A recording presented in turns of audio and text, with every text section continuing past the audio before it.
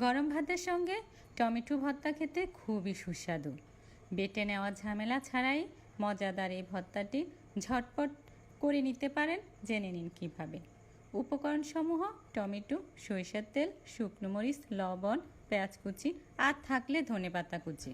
Tomato মাঝখান থেকে অর্ধেক করে কেটে নিন।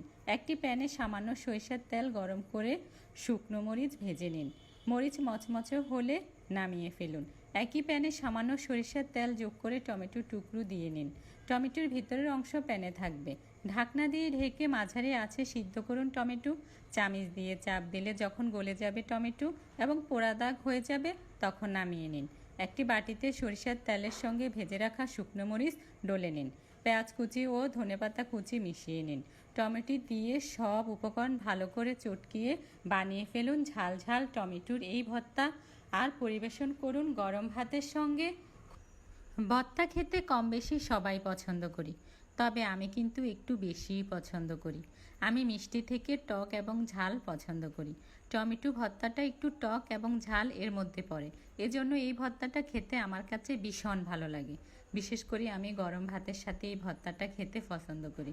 কিছুদিন ধরে আমি ভর্তাটা প্রায়ই তৈরি করছি। আমি বললে ভুল হবে, আমাদের পরিবারের সবাই কিন্তু এই ভর্তাটা খুবই পছন্দ করে। মাছ মাংসের চেয়ে এই ভর্তাটা বেশি ভালো হয়, এজন্য আমাদের বেশিরভাগ সময় ভর্তা তৈরি করা হয়। এই ভর্তাটা কিন্তু বেশ মজা হয়েছিল। আশা করি আপনাদের কাছেও ভালো লাগবে।